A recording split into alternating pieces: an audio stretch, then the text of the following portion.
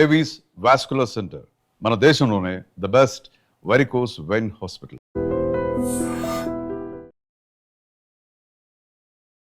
ఎన్ని విశేషాలు హరికృష్ణ గారు? మీ సినిమా టైటిల్ చిరంజీవ. రీసెంట్గా చిరంజీవి గారి పేరు పెట్టుకున్న వాళ్ళందరికీ నోటీసులు వచ్చినాయి. బిజినెస్ చేసే వాళ్ళకి, టైటిల్స్ పెట్టుకున్న వాళ్ళకి. మీకు రాలేదా నోటీసులు? చిరంజీవ వేరు, చిరంజీవి వేరు. Direction by Abhinay Krishna. ఈ పేరు వేసుకోవడానికి 23 ఏళ్ళ నుంచి కష్టపడుతున్నారు. ఇలాంటి ఒక ప్రోడక్ట్ని కన్సీవ్ చేసేటప్పుడు వై రాజుతారు? నాకు హిట్లో ఉన్న హీరో వచ్చి సినిమా షూట్కి వెళ్ళే టయానికి రాజ్ తరుణ్ లైఫ్లో చాలా జరిగిపోయాయి. కరెక్ట్. అలాంటి సిచ్యువేషన్లో ఉన్న ఒక మనిషితో మీరు షూటింగ్ ఎలా చేయించుకోగలిగారు? మీరు అన్నది నేను కూడా పర్సనల్గా చూశాను. ఏంటి బజ్జీల పాప హీరోయిన్ ఏంటి? ఇలాంటి ఒక ట్రోల్స్ వచ్చినప్పుడు కానీ, లేకుంటే అమ్మాయి ఎంత స్ట్రాంగ్గా ఉంది? ఏ ఒపీనియన్తోనైతే జనాలు కామెంట్ చేశారు. బండ్ల గణేష్ గారు మాట్లాడుతూ అల్లు అరవింద్ అసలు ఏమీ చేయడు, క్రెడిట్ మొత్తం ఆయన జేబులో వేసేసుకుంటాడు, ఓకే సక్సెస్ వస్తే మాత్రం ఆయన జేబులో పడిపోద్ది, రాజా లైఫ్ అది ఇది అని చెప్పి మాట్లాడారు. మీరు అరవింద్ గారిని కలిశారు. బండ్ల గణేష్ గారి మాటలతో మీరు ఏకీభవిస్తారా? Good question. ఇప్పుడు మేము ట్రైలర్ చూసాము, టీజర్ చూసాము. వాటిల్లో ఒక హైపరాది కానీ, ఒక గెటప్ సీన్ కానీ, ఇలాంటి వాళ్ళు ఉంటే సినిమాకి ఇంకాస్త ప్రమోషన్ కానీ, ఇంకాస్త రీచ్ కానీ వచ్చే అవకాశం ఉంటుంది. మీరు ఆ పని చేయలేదు. ఒక పెద్ద ప్రొడక్షన్ హౌస్లో నాది ఒక పెద్ద సబ్జెక్టు ఓకే అయింది. ఓకే, కానీ అందులో అర్థమైందండి. అది నేను పిలిచినప్పుడు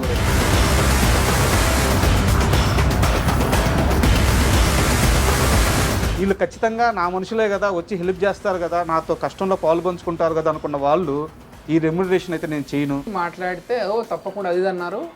కట్ చేస్తే మా మేనేజర్ ఫోన్ చేస్తే లేదండి ఇంత బడ్జెట్ అయితే నేను రాను, అంత బడ్జెట్ అయితే వస్తాను అని అన్నారంట. పేరు చెప్తారా? ఏదో జబర్దస్త్లో ఒక 2 ఎపిసోడ్లో కనిపించగానే, ఒక సినిమాలో ఒక ట్రాక్ కొంచెం సక్సెస్ అవ్వగానే మమ్మల్ని మించిన వాళ్ళు లేరు. ఈ మైండ్ సెట్లో తేడా ఎందుకు వస్తుంది అన్న ఆర్టిస్ట్కి? అది మనం నెత్తి మీదకి ఎక్కించుకున్నామంటే ఇంకా చిన్న కాంట్రవర్సీ నడుస్తుంది. సుధీర్ ఎవరి ఫోను లిఫ్ట్ చేయడు. ఇది చూడండి మెసేజ్.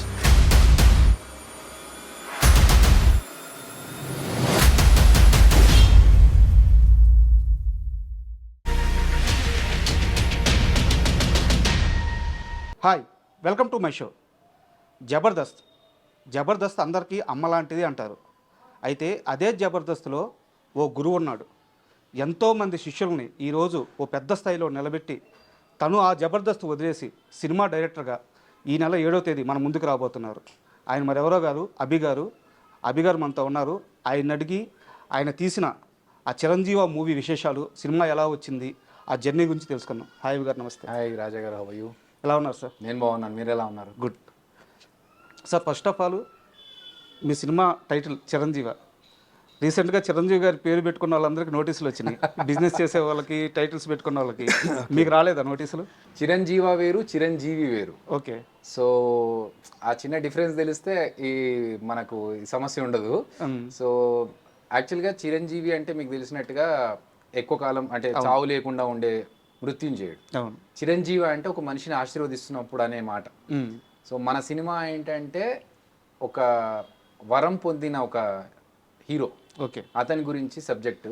ఫస్ట్ వేరే టైటిల్ అనుకున్నాం, కానీ ఒక హీరోకి యముడి ద్వారా ఒక వరం వచ్చింది అన్నప్పుడు ఏం పెడితే బాగుంటుంది టైటిల్ అనుకుంటే అన్ని యమగోళ, యమ దొంగ ఇవన్నీ వచ్చేసాయి, యమలీల ఇవన్నీ వచ్చాయి కదా. అలా కాకుండా ఇంకేదైనా వేరే పెట్టాలి. ప్లస్ ఆ సినిమాలాగా లేదు మనది. యముడికి మోడు, యమ దొంగ ఆ టైప్లో ఉండదు మనది, యమలీల ఆ టైప్లో ఉండదు. కాబట్టి ఇంకేం చేస్తే బెటర్ అని ఆలోచిస్తున్నప్పుడు okay, he's a blessed kid కదా, సో దానికి తగ్గట్టుగా అనుకుంటే చిరంజీవ అయితే బాగుంటుంది అని అలా టైటిల్ సెట్ చేసుకోవడం జరిగింది. అంతే తప్ప చిరంజీవి గారి పేరుని మిస్యూజ్ చేయడం కానీ, ఆయన పేరుని వాడుకొని ఏదో అడ్వాంటేజ్ తీసుకోవడం అనేది కాదు. నోటీసులు వస్తాయని ముందే తెలిసినట్టుంది మీకు? అందుకే లేదు, యాక్చువల్గా ఇది ఎప్పుడో లాస్ట్ ఇయర్ పెట్టుకున్నాం మనం పేరు. ఆ నోటీసుల విషయం మొన్న 1 వీక్ బ్యాక్ తెలిసింది. స్ట్రైక్ అయిందా మీకు ఈ పాయింట్? జస్ట్ మిస్ అయ్యావరా అని? లేదండి, అంటే టోటల్గా డిఫరెంట్. ప్లస్ చిరంజీవి గారికి కూడా నేను చెప్పాను, ఓకే సార్ ఈ సినిమా పేరు చిరంజీవి అని పెట్టుకున్నాను సార్, ఇది కాన్సెప్ట్ అని చెప్తే ఆయన చాలా కొత్త కాన్సెప్ట్ అయ్యా, బాగుంది, నువ్వు చేయగలవు అవి అని చెప్పి ఆయన అప్రిషియేట్ చేశారు. ఓకే. సో అలాంటిది ఏదైనా ఉంటే అక్కడ నుంచి బయటకు రాగానే పక్కనే నోటీసులు వచ్చాయి, పక్క పంపియండి రైట్ అని. సో ఇది మనది చిరంజీవి కాదు, చిరంజీవ. పైగా అంటే చాలా మందితో ట్రావెల్ కొంచెం ఉంది సార్, పరిచయాలు ఉన్నాయి. చాలామంది చెప్పేది ఏంటంటే ముఖ్యంగా మీలాంటి అంటే ఒక జబర్దస్త్ లాంటి ఒక స్టేజ్ నుంచి అంచెలంచెలుగా ఎదుగుతూ వచ్చిన మీ బ్యాచ్ ఏదైతే ఉందో ఆయనకి భయంకరం ఇష్టం అంట చిరంజీవి. చాలా ఇష్టం అండి చిరంజీవి గారికి జబర్దస్త్ అంటే ఎంత ఇష్టం అంటే ఆల్మోస్ట్ ఇప్పటికీ నేనైతే ఒక 10-15 సార్లు పర్సనల్గా వెళ్ళి కలిశాను. బట్ మా జబర్దస్త్ టీం అందరినీ పిలుచుకొని మరి ఆయన ఒకసారి ఇంట్లో అందరినీ పిలిచి కలుసుకున్నారు. ఆయనకు పద్మ విభూషణ్ వచ్చినప్పుడు కూడా చాలా మంది మా జబర్దస్త్ నుంచి వెళ్ళి ఆయన్ని, నేను పర్సనల్గా వెళ్ళాను అది వేరే విషయం, కానీ మా టీం అందరూ కలిసి వెళ్ళి ఆయనని విష్ చేసి అంటే అందరికీ టైం ఇచ్చారు. సో అంతేకాకుండా జబర్దస్త్లో ఉన్న చాలా మంది సినిమాల్లో, ఆయన సినిమాల్లో కూడా చేయడం జరిగింది. ఆయన బాగా ఎంజాయ్ చేశారు షో. అంటే ప్రతి ఒక్క ఆర్టిస్ట్ని పేరు పెట్టి పిలిచారు, అది మాకు చాలా హ్యాపీ అనిపించింది. సూపర్ కదా కదా. ఈవెన్ మా గడ్డం నవీన్, జబర్దస్త్లో చేసిన గడ్డం నవీన్ ఒకసారి మేము సైరా సినిమా రిలీజ్ అయినాక వెళ్ళి కలవడానికి వెళ్తే, ఏం నవీన్ నీకు ధృవ సినిమా కంటే కొంచెం పెద్ద క్యారెక్టర్ పడ్డదా అని అడిగారు ఆయన. అంటే అంత గుర్తు పెట్టుకున్నారు. అంతకుముందు సైరా నరసింహారెడ్డి, ధృవ రెండు సురేందర్ రెడ్డి గారు చేసిన సినిమాలే కదా. సో ఆయన అది గుర్తుపెట్టుకొని మరి అడిగి, నువ్వు మా సినిమాలో చేయడం వల్ల మాకు చాలా ప్లస్ అయిందా అని చిన్న సైటైర్ వేసి, అది అసలు పేర్లు గుర్తుపెట్టుకొని చెప్పడం అనేది చాలా హ్యాపీనెస్. ఒక నటుడికి ఇంకేం కావాలండి, చిరంజీవి గారి నోటి నుంచి ఆ పేరు రావడం అనేది. మూవీ ఎలా వచ్చింది అందుకే? చిరంజీవి చాలా బాగా వచ్చిందండి, చాలా హ్యాపీగా ఉన్నాము. ఎందుకంటే ఇది ఒక డిఫరెంట్ ఎంటర్టైనర్. నాకేంటంటే జబర్దస్త్ నుంచి కూడా అందరు చెప్పినట్టుగా కాకుండా కొంచెం డిఫరెంట్గా చెప్పాలి ఏదైనా కూడా అనేది నా తత్వం. మామూలుగా అందరూ ఒకటే స్టైల్లో వెళ్తున్నప్పుడు మనం అదే స్టైల్లో వెళ్తే 10 మందిలో ఒకరిలాగా వెళ్ళిపోతాం తప్ప, అరే వీడికంటే ఒక స్పెషలైజేషన్ ఉంది అని తెలియాలంటే మనం ఏదో డిఫరెంట్గా చేయాలనేది నేను నమ్ముతాను. దాంట్లో భాగంగానే దీంట్లో ఏంటంటే హీరోకి ఒక శక్తి వస్తుంది, ఆ శక్తి ఒక రూపంలో కనిపిస్తుంది. సో షూటింగ్ చేసేప్పుడు జనాలకు అర్థం కావట్లేదు, అంటే ఈవెన్ అందులో పనిచేసే క్రూ వాళ్ళకు కూడా ఏంటి ఏదో చేస్తున్నారు కానీ ఏంటి అనేది ఎవరికి అర్థం కావట్లేదు. ఒక్కసారి మనం సీజీలో అన్ని షార్ట్స్ అన్నీ అయిపోయిన తర్వాత, ఆ ఎఫెక్ట్స్ అన్నీ వేసుకున్న తర్వాత, సీజీ షార్ట్స్ పడ్డ తర్వాత టీజర్ వచ్చినా ట్రైలర్ వచ్చినా మా క్రూ అందరూ మళ్ళీ మెసేజ్లు పెట్టి, సార్ మీరు అప్పుడు చేస్తున్నప్పుడు ఏదో అనుకున్నాం కానీ ఇంత బాగా వస్తుంటే మాకు అసలు అర్థం కాలేదు, ఈ కాన్సెప్ట్ అనేది అవుట్పుట్ చూసిన తర్వాత కానీ వాళ్ళకి అర్థం కాలేదు. సో నా వరకు నేను చేసిన వర్క్ బాగుంది అని అనుకుంటున్నాను. అది ఆడియన్స్ కూడా చూసి బాగుంది అంటే ఐ విల్ బీ హ్యాపీ. అభి గారు, ఒక serious question and straight question. ఈ సినిమా మీరు అనౌన్స్ చేసే టయానికి రాజ్ తరుణ్ లైఫ్ చాలా బాగుండేది. అవును. సినిమా షూట్కి వెళ్ళే టయానికి రాజ్ తరుణ్ లైఫ్లో చాలా జరిగిపోయాయి. కరెక్ట్. తనకు సంబంధం లేకుండా, తన ప్రమేయం లేకుండా కొన్ని జరిగిపోయాయి. తను కొంత ఓపికగా ఉండడం వల్ల, తన తప్పు వల్ల కూడా కొన్ని జరిగినాయి. ఫైనల్గా ఒక స్టేజ్ ఎలా వచ్చిందంటే సార్, తను ఒక ప్రెస్ మీట్కి వచ్చాడు, లాస్ట్ మూవీ ప్రెస్ మీట్కి వస్తే అక్కడ కూర్చొని చూస్తున్నాం రాజ్ తరుణ్ గారిని. ఆ చెయ్యి షివరింగ్ ఆగట్లేదు ఆయనకి, అది ఆగట్లేదు. మనిషి సన్నగా అయిపోయాడు, మాట బయటకు రావట్లేదు. అలాంటి సిచ్యువేషన్లో ఉన్న ఒక మనిషితో మీరు షూటింగ్ ఎలా చేయించుకోగలిగారు? So Chiranjeevi first day shoot అప్పటికి చాలా పెద్ద కాంట్రవర్సీ జరుగుతుంది. అవును. మనం అలాగని చెప్పేసి షూట్ ఆపుకునే పరిస్థితి లేదు. Shoot day first day announce చేసాము, అన్ని సెట్ గిట్ అంతా మాట్లాడేసుకుని రెడీ అన్న తర్వాత ఆయనకు ఫీవర్ 102 ఫీవర్లో ఉన్నారు. ఓకే. కానీ షూట్కి వచ్చి క్యారవాన్లో కూర్చొని ట్యాబ్లెట్ వేసుకొని కాస్త రెస్ట్ తీసుకొని మళ్ళీ వచ్చి షార్ట్ చేసి మళ్ళీ వెళ్ళి పడుకొని షార్ట్ రెడీ అయినప్పుడు మళ్ళీ వచ్చారు.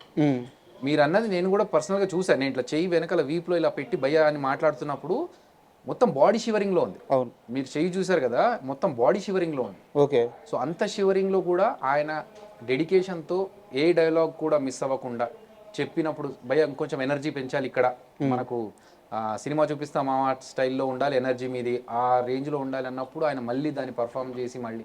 సో ఆయన ఎప్పుడు కూడా నేను ఇలా చెయ్యను అని అనలేదు, చాలా కంఫర్టబుల్గా ఉన్నారు. అండ్ మేము కూడా ఎప్పుడు పర్సనల్ విషయాలు బయట షూట్లోకి వచ్చిన తర్వాత అసలు ఆ టాపిక్ గురించి కానీ చుట్టుపక్కల ఏం జరుగుతుంది అనేది కానీ అసలు ఎప్పుడు డిస్కస్ చేసేవాళ్ళంట. మన షూట్కు రాగానే మార్నింగ్ భయ్యా ఇదిగో ఇది సీన్స్ మీవి, ఇలా చేద్దాం అనుకుంటున్నామని ఆయనను వేరేలాగా డైవర్ట్ చేసి సినిమాలోకి తీసుకెళ్ళాం తప్ప ఎప్పుడు ఈ పర్సనల్ విషయాలు మాట్లాడితే మళ్ళీ అది ట్రిగ్గర్ అవుతుంది. సో అది హాంట్ చేస్తూ ఉంటుంది మళ్ళీ పర్ఫార్మెన్స్లో, అందుకని ఆ టాపిక్స్ చేయలేదు. అండ్ ఆయన కూడా ఆ బయట జరుగుతున్న విషయాలను ఎప్పుడు ఇక్కడ తీసుకురాలేదు, షూట్లో ప్రభావం పడేలాగైతే ఆయన బిహేవ్ చేయలేదు. అభి గారి జర్నీ అనేది ఈ రోజుది కాదు, కనీసం 23 సంవత్సరాలు అవుతున్నట్టుంది, అంతేనా? రైట్. 23 ఏళ్ళుగా మీరు డైరెక్షన్ బై అభినయ్ కృష్ణ ఈ పేరు వేసుకోవడానికి 23 ఏళ్ళ నుంచి కష్టపడుతున్నారు. ఇలాంటి ఒక ప్రోడక్ట్ని కన్సీవ్ చేసేటప్పుడు వై రాజ్ తరుణ్? ఎందుకంటే ఈ ఇంటర్వ్యూకి వచ్చే ముందు రాజ్ తరుణ్ లాస్ట్ హిట్ ఏదని చెప్పేసి నేను ఆలోచించుకున్నా. గూగుల్లో ఎతికితే నాకు దొరకద్ది. అసలు కనీసం అభి అన్నకన్నా తెలుసా ఈ విషయం, ఆయన లాస్ట్ హిట్ ఎప్పుడు పడిందో తెలిసే ఈ ప్రాజెక్ట్ ఆయనతో దిగాడా అడగదామని చెప్పి నేను గూగుల్ చేయలేదు. తెలుసా రాజ్ తరుణ్ గారికి లాస్ట్ హిట్ ఎప్పుడు? నాకు తెలిసి సినిమా చూపిస్తామా తర్వాత పెద్ద హిట్స్ ఏమి లేవు, బట్ డీసెంట్ మూవీస్ చేసుకుంటూ వెళ్ళిపోతున్నారు. ఎందుకంటే ఆయన తిరగబడరా స్వామి కావచ్చు, లేకపోతే పురుషోత్తముడు కావచ్చు, భలే ఉన్నాడు, ఇవన్నీ వస్తున్నాయి. ఓ డిఫరెంట్గా అంటే ఏం నమ్మారు అభి, ఏం నమ్మారు రాజ్ తరుణ్లో? మన సబ్జెక్ట్కి సంబంధించిన ఎవరైతే శివ అనే క్యారెక్టర్ ఉందో మంచి ఎనర్జెటిక్ పర్ఫార్మెన్స్ కావాలి అక్కడ మనకి. సో నేను ఈ ఏజ్ గ్రూప్లో చూసుకుంటే హై ఎనర్జీ పర్ఫార్మెన్స్ ఇచ్చేది రాజ్ తరుణ్ గారు. Okay, right. రామ్ పోతినేని, రాజ్ తరుణ్ వాళ్ళిద్దరు high performance energy, super energy ఉంటుంది 100%. ఇప్పుడు నేను స్టోరీని నమ్మాను, పర్ఫార్మెన్స్ పరంగా రాజ్ తరుణ్ గారు యాప్ట్. సో ఆయన హిట్ ఉందా లేదా అనేది నేను నిజంగా ఆలోచించదలుచుకోలేదు. ఎందుకంటే నేనేం పెద్ద హిట్లో లేను, నా దగ్గరికి రాజ్ తరుణ్ వచ్చి చేయడానికి. రైట్. నేను ఆలోచించేది ఏంటంటే కాన్సెప్ట్ బాగుంటే, బిచ్చగాడు సినిమా తీసుకుంటే, బిచ్చగాడు సినిమా తీసుకున్నప్పుడు విజయ్ యాంటనీ ఎవరికి తెలియదు తెలుగులో, అట్లీస్ట్. కాంతార చేసేటప్పుడు రిషబ్ శెట్టి తెలుగులో ఎవరికి తెలియదు. అవును. మన తెలుగులో కూడా చాలా సినిమాలు ఎగ్జాంపుల్స్ ఉన్నాయి ఈ మధ్యకాలంలో హిట్ అయిన సినిమాలు తీసుకుంటే. అలా కాన్సెప్ట్ బాగుండి యాక్టర్ పర్ఫార్మెన్స్ బాగుంటుంది అనుకుంటే చాలా అనుకున్నాను నేను. ఓకే. ఎందుకంటే దీని ద్వారా ఆయనకు మంచి బ్రేక్ వచ్చి సినిమా మంచిగా ఆడితే ఇద్దరికీ లైఫ్ ఉంటుంది. అవును. అంతే తప్ప నాకు హిట్లో ఉన్న హీరో వచ్చి చేస్తే నాకు నిలబడుతుంది అనేది నేను ఎప్పుడు ఆలోచించలేదు. కాన్సెప్ట్ బాగుంటే మనం ఇంకేమైనా హెల్ప్ అవుతామా రాజ్ తరుణ్ గారికి, ఆయనకు ఒక హిట్ ఇవ్వగలిగితే మనము బాగుంటుంది కదా అన్నట్టు ఆలోచించాను తప్ప ఇంకొంచెం బెటర్ హీరో ఉండి మనకు చేస్తే మనకు హెల్ప్ అవుతుంది అనేది నేను అప్పుడు ఆలోచించాను. అంటే మీకు సంబంధించిన కొన్ని పర్సనల్ క్వశ్చన్స్ కూడా ఉన్నాయి. ఇంకొకటి సినిమాకి సంబంధించిన ఒక క్వశ్చన్ అడిగి కాస్త మనం పర్సనల్గా వెళ్దాం. ఇప్పుడు ఎలా అయితే మీ హీరో గురించి బయట ఒక కాంట్రవర్సీ నడిచిందో, అలాగే మీ హీరోయిన్ గురించి కూడా ఒక కాంట్రవర్సీ ఉంది. అవును. మీరు టీజర్ రిలీజ్ చేసిన తర్వాత అమ్మాయి పేరు కుషిత కల్లాపు. ఓకే. అంటే ఈ ఓడు వాడకూడదు ఇంటర్వ్యూలో, బట్ మీకు అర్థం అవ్వాలని వాడుతున్నాను. ఆ హీరోయిన్ మీరు టీజర్ రిలీజ్ చేసిన తర్వాత బజ్జీల పాప హీరోయిన్ ఏంటి సోషల్ మీడియాలో ట్రోల్ నడిచింది. బజ్జీల పాపను హీరోయిన్ చేసేసాడు అభి. ఓకే, అది చూడలేదు నేను. యాక్చువల్గా సారీ టు ఈ ఓడు యూజ్ చేసినందుకు. ఇలాంటి ఒక ట్రోల్స్ వచ్చినప్పుడు కానీ, లేకుంటే అమ్మాయి ఎంత స్ట్రాంగ్గా ఉంది? నేనేమంటున్నా అంటే సేమ్ థింగ్. ఇప్పుడు సినిమా చూసిన తర్వాత అమ్మాయి కాంట్రవర్సీస్ ఏంటి అనేది పక్కన పెట్టేస్తాను. అంటే మనకు సినిమా పరంగా అమ్మాయి హెల్ప్ అయిందా, అమ్మాయికి మనం హెల్ప్ అయ్యామా, పర్ఫార్మెన్స్ కరెక్ట్గా ఇచ్చిందా, అంతవరకే నేను చూస్తున్నా. అంటే సారీ, నేను అంటుంది ఏంటంటే ఎంత యూజ్ అయింది అంటే ఆ అమ్మాయి కష్టం కూడా జనాలకు తెలియాలి. అది డెఫినెట్గా రాజా. ఇప్పుడు మనకు సినిమా చూసిన తర్వాత ఏ ఒపీనియన్తోనైతే జనాలు కామెంట్ చేశారు, నేను నిజంగా చూడలేదు అది, బట్ ఒకవేళ చేసి ఉన్నట్లయితే ఈ సినిమా చూసిన తర్వాత అసలు బయట అనుకున్న విషయానికి సినిమాలో విషయానికి సంబంధమే లేదు. ఎందుకంటే మనం డీసెంట్గా ఒక పక్కింటి అమ్మాయి ఎలా ఉంటుంది, మన ఇంటి పక్కన ఉన్న అమ్మాయి, మిడిల్ క్లాస్ ఇంట్లో ఉండే పర్సన్కి పక్కింట్లో అమ్మాయి ఎలా ఉంటుంది అంత డీసెంట్గా, డ్రెస్సుల విషయంలో కూడా చాలా జాగ్రత్తగా మంచి డ్రెస్ లేపించి ఒక డీసెంట్ పక్కింటి అమ్మాయిలా చూపించామే తప్ప ఎక్కడ కూడా ఎక్స్పోజింగ్కి కానీ, లేకపోతే ఆ అమ్మాయికి ఉన్న బయట వేరే పేరుని కానీ వాడుకోవడానికి ఎక్కడ ప్రయత్నం చేయలేదు. మనకు కావాల్సింది ఏంటంటే క్యారెక్టర్లో ఇది మనకు సెట్ అయ్యే అమ్మాయి కావాల్సింది. తన సైడ్ నుంచి ఎలా ఉండింది సపోర్ట్? తన సైడ్ నుంచి కూడా చాలా మంచి సపోర్ట్ ఉందండి. అంటే అమ్మాయి ఎప్పుడు కూడా షూటింగ్ దగ్గర కానీ ఎక్కడ ఎలాంటి ప్రాబ్లమ్స్ చేయలేదు. పర్ఫార్మెన్స్ వైజ్ కూడా ఏది చెప్పినా తను తీసుకొని, ఒకవేళ ఏదైనా ఇంప్రూవైజేషన్ ఉన్నా కూడా డిస్కస్ చేసుకొని చేసిందే తప్ప ఎప్పుడు కూడా యాటిట్యూడ్ చూపించిన విషయం అయితే లేదు మాకు. సూపర్. సరే, ఇంకేంటి విశేషాలు హరికృష్ణ గారు? ఓకే, హరికృష్ణ గారు అంటే నాకు ఒకటి మోహన్ బాబు గారి వాయిస్ గుర్తొస్తుంది. ఆయన ఫోన్ చేశారు నాకు, మోహన్ బాబు గారు. అప్పుడు ల్యాండ్లైన్ ఫోన్స్ ఇంకా ఆల్మోస్ట్ 2003లో విషయం. ఫోన్ చేసి, హలో హరికృష్ణ మాట్లాడేది అన్నారు. అవును సార్, నేనే మాట్లాడుతున్నా. హరికృష్ణ అంటే నువ్వు మాట్లాడతావేంటే? అవును సార్ నేను హరికృష్ణనే మాట్లాడుతున్నాను, నందమూరి హరికృష్ణ గురించి మాట్లాడుతున్నాను. కాదు సార్ నేను ఐరేని హరికృష్ణ. టక్కన ఫోన్ పెట్టేశారు. వాయిస్ ఎక్కడ విన్నట్టు, ఆయన పేరు చెప్పట్లేదు. ఏంటబ్బా అని చెప్పేసి మనకు కాలర్ ఐడి ఉంటుంది కదా, అవును. ఈ నంబర్ చూస్తే ఎక్కడ చూసినట్టుంది. మళ్ళీ ఓకే లైట్ తీసుకున్నాను, ఫ్రెండ్స్ ఎవరైనా ఫోన్ చేస్తున్నాను. మళ్ళీ ఫోన్ వచ్చింది, మళ్ళీ ఫోన్ అయితే హలో సేమ్ వాయిస్ హలో అన్నారు. హరికృష్ణ అన్నారు. చెప్పండి సార్ అన్న. టక్కన ఫోన్ పెట్టేశారు ఆయన. ఈ అబ్బాయి ఏంట్రా ఎవరో ఫోన్ చేస్తున్నారు కానీ అని చెప్పి మళ్ళీ రీడయల్ కొట్టా. కొడితే వాళ్ళ మేనేజర్ ఫోన్ ఎత్తారు. సార్ నేను హరికృష్ణ మాట్లాడుతున్నాను. ఎవరు సార్ ఇంతకుముందు మాట్లాడిందంటే మోహన్ బాబు గారు మాట్లాడారు. అయ్యో బాబోయ్. మోహన్ బాబు గారు మాట్లాడారా సార్? నాకు ఫోన్ చేశారు హరికృష్ణ అంటే అవును అన్నాను, టక్కున ఫోన్ పెట్టేశారు సార్ ఏంటి అన్న. అయ్యో నీకు కాదయ్యా, నందమూరి హరికృష్ణ గారికి ఫోన్ చేద్దాం అనుకున్నారు, డైరీలో నీ నంబరు అక్కడే ఉంది, ఆయన నంబర్ పక్కన ఉన్నట్టుంది, నీ నంబర్ కొట్టేశారు.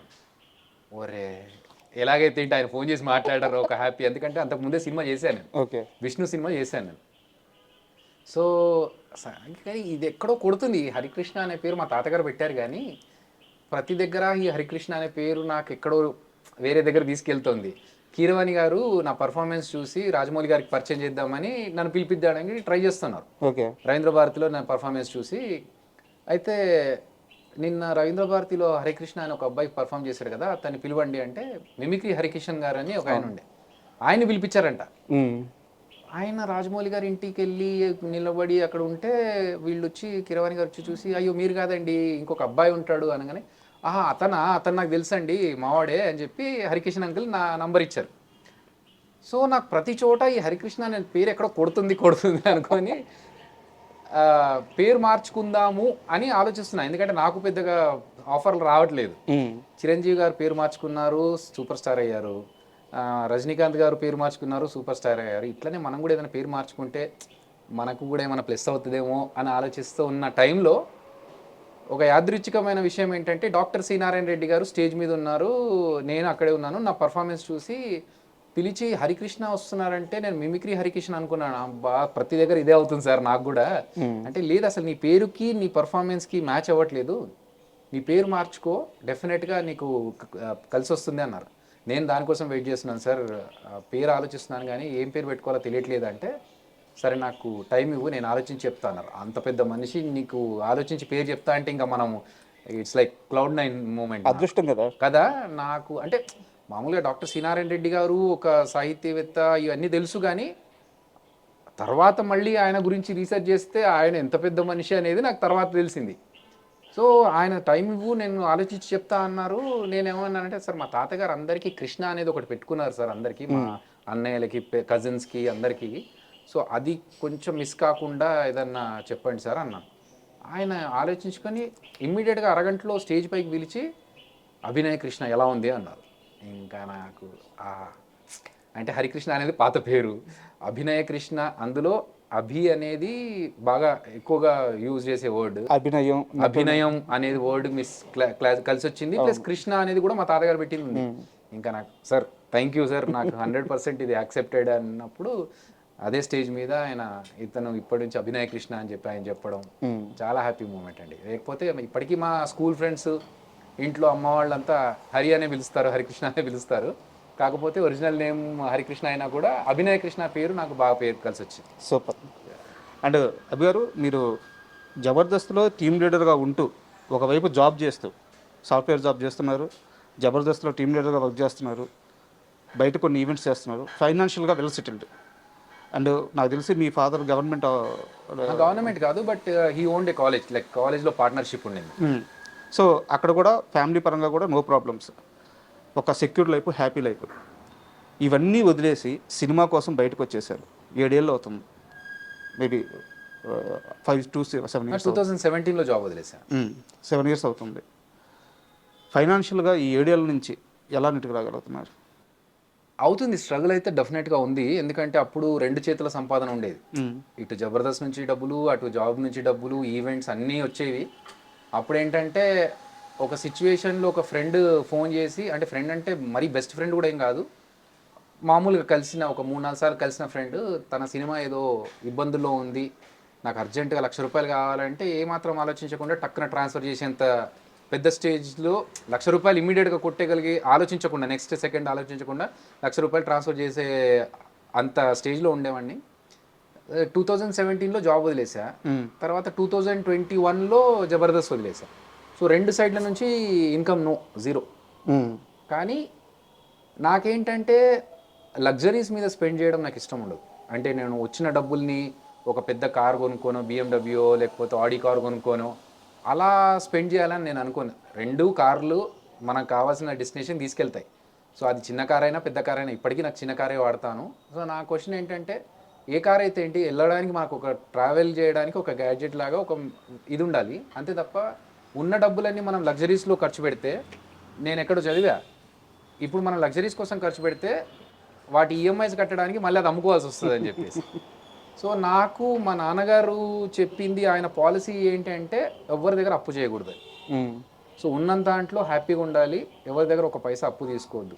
సో ఆ పాలసీలోనే ఏం అప్పు చేయకుండా ఉండడానికి నేను సంపాదించుకున్న దాంట్లోంచి నేను ఖర్చు పెట్టుకుంటూ, అంటే ఇప్పుడు నేను జాబ్ చేసినప్పుడు, యూఎస్కి వెళ్ళినప్పుడు, లేకపోతే జబర్దస్త్ చేసినప్పుడు సంపాదించుకుంది ఏదైతే ఉందో దాన్ని రీఇన్వెస్ట్మెంట్స్ చేసుకొని ఆ అమౌంట్లోంచి కొంచెం కొంచెంగా ఖర్చు పెట్టుకుంటూ నెట్టుకుంటూ వస్తున్నాను తప్ప ఫైనాన్షియల్గా అప్పుడున్నంత లావిష్ లైఫ్ అయితే కాదు. But I'm able to survive because of my planning. అంటే ఇప్పుడు దాకా మీరు ఏవైతే చెప్పారో యాక్చువల్గా ఇదంతా నాకు తెలుసు సార్.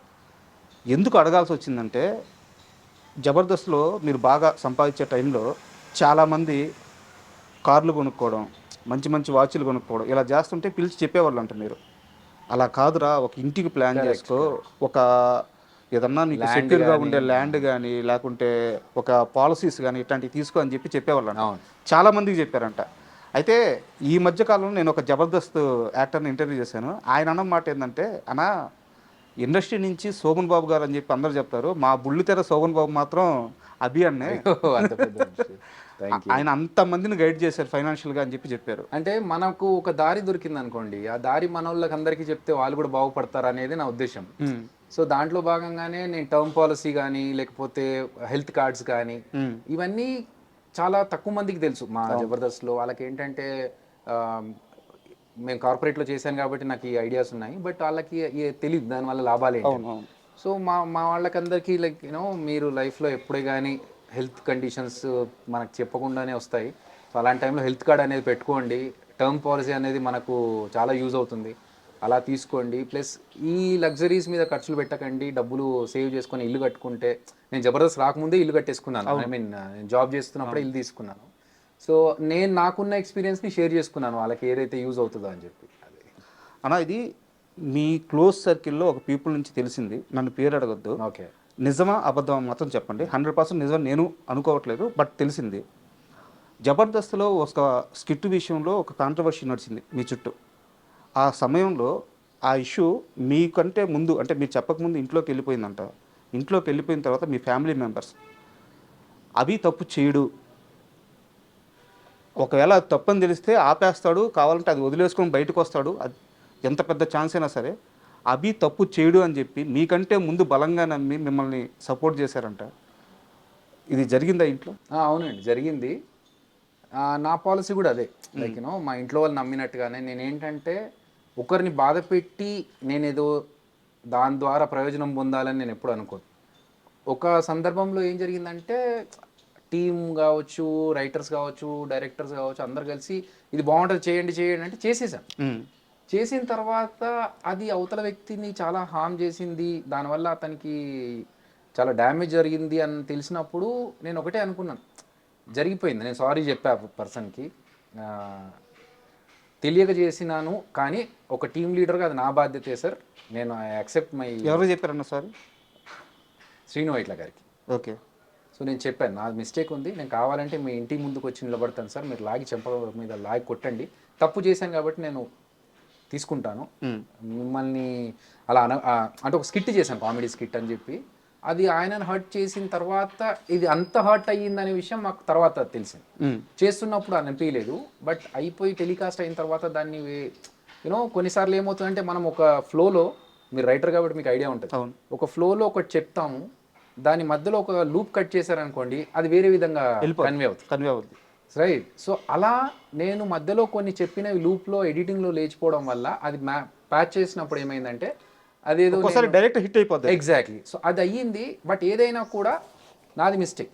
ఇప్పుడు 2-3 లెవెల్స్ ఉంటాయండి. ఒకటి నేను స్కిట్ చేయడం, 2 ఎడిటింగ్లో దాన్ని కరెక్ట్ చేసుకోవడం, 3 ఛానల్ నుంచి కానీ లేకపోతే డైరెక్టర్స్ నుంచి కానీ దాన్ని కరెక్షన్స్ చేసుకోవడం. ఈ 3 లెవెల్స్ దాటి వెళ్ళింది అన్నప్పుడు నేనేమనుకుంటాను, ఓకే యాక్సెప్టబులే అని అనుకుంటాను.